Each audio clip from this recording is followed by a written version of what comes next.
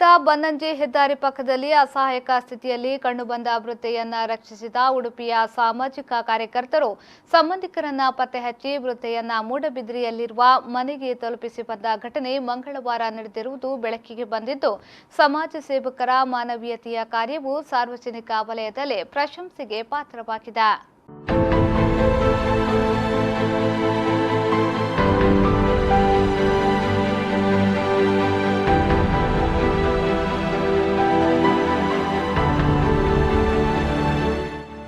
ಸುಮಾರು 75 ವರ್ಷದ ಅಪರಿಚಿತ ವೃದ್ಧೆಯೋರ್ವರು ಬನ್ನಂಜೆ ಹೆದ್ದಾರಿ ಬದಿಯಲ್ಲಿ ಸೋಮವಾರ ಕಂಡು ಬಂದಿದ್ದಾರೆ. 2 ದಿನದಿಂದ ಅನ್ನ ಆಹಾರ ಇಲ್ಲದೆ ಹಸಿವೆಯಿಂದ ಕಂಗೆಟ್ಟ ವೃದ್ಧೆ ಸ್ಥಳೀಯರಾದ ಸುರೇಶ್ ಶೇರಿಗಾರ್ ಅವರಲ್ಲಿ ಊಟ ನೀಡುವಂತೆ ಅಂಗಲಾಚಿದ್ದಾರೆ. ಸುರೇಶ್ ಅವರು ವೃದ್ಧೆಯ ಅಸಹಾಯಕತೆ ಮನಗಂಡು ಅನ್ನ ಆಹಾರ ನೀಡಿ ಉಪಚರಿಸಿದ್ದಾರೆ. ಪೂರ್ವಾಪರ ವಿಚಾರಿಸಿದಾಗ ವೃದ್ಧೆಯ ಹೆಸರು ಗುಲಾಬಿ ದೇವಾಡಿಗ, ಕೆಸರುಗದ್ದೆ, ಮೂಡಬಿದ್ರಿ ಎಂದು ಹೇಳಿಕೊಂಡಿದ್ದಾರೆ. ಮನೆಯ ದಿಕ್ಕು ತಪ್ಪಿ ಬಂದು ಉಡುಪಿಯಲ್ಲಿ ಅಲೆದಾಡುತ್ತಿರುವ ಬಗ್ಗೆ ಸುರೇಶ್ ಅವರಿಗೆ ತಿಳಿದು ಬಂದಿದೆ.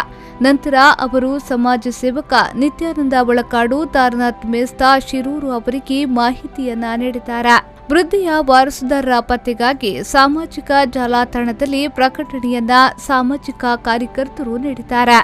ಮನೆ ಮಂದಿ ಪತ್ತೆಯಾಗುವವರೆಗೂ ರಾತ್ರಿ ಕಳೆಯಲು ವೃದ್ಧೆಗೆ ತಾತ್ಕಾಲಿಕ ಆಶ್ರಯವನ್ನ ಅಂಬಾಗಿಲಿನಲ್ಲಿರುವ ಕುಟೀರ ಆಶ್ರಮದಲ್ಲಿ ಹಿರಿಯ ನಾಗರಿಕರ ಸಹಾಯವಾಣಿ ಕೇಂದ್ರದ ಶಿಫಾರಸಿನ ಮೇರೆಗೆ ಕಲ್ಪಿಸಿದ್ದಾರೆ.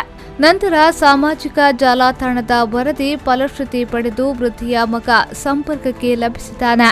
ಆದರೆ ಆತ ವಾಹನ ಚಾಲಕನಾದ ಕಾರಣದಿಂದ ಪರ ಊರಿನಲ್ಲಿದ್ದರಿಂದ ತಾಯಿಯನ್ನ ಮನೆಗೆ ಕರೆದುಕೊಂಡು ಹೋಗಲು ಅಸಹಾಯಕತೆ ವ್ಯಕ್ತಪಡಿಸಿರುವುದು ತಿಳಿದು ಬಂದಿದೆ. ಮರುದಿನ ಬೆಳಿಗ್ಗೆ ಸುರೇಶ್ ಶೇರಿಗಾರ್ ಅವರು ವೃದ್ಧೆಯನ್ನ ಮನೆಗೆ ತಲುಪಿಸಲು ತಮ್ಮ ವಾಹನವನ್ನ ವ್ಯವಸ್ಥೆಗೊಳಿಸಿದ್ದಾರೆ. ನಂತರ ಒಳಕಾಡು ಮೇಸ್ತರು ವೃದ್ಧೆಯನ್ನ ಕುಟೀರ ಆಶ್ರಮದಿಂದ ಬಿಡುಗಡೆಗೊಳಿಸಿ ಮೂಡಬಿದ್ರಿಯಲ್ಲಿರುವ ಮನೆಗೆ ತಲುಪಿಸಿ ಮನೆ ಮಂದಿಗೆ ಹಸ್ತಾಂತರಿಸಿದ್ದಾರೆ.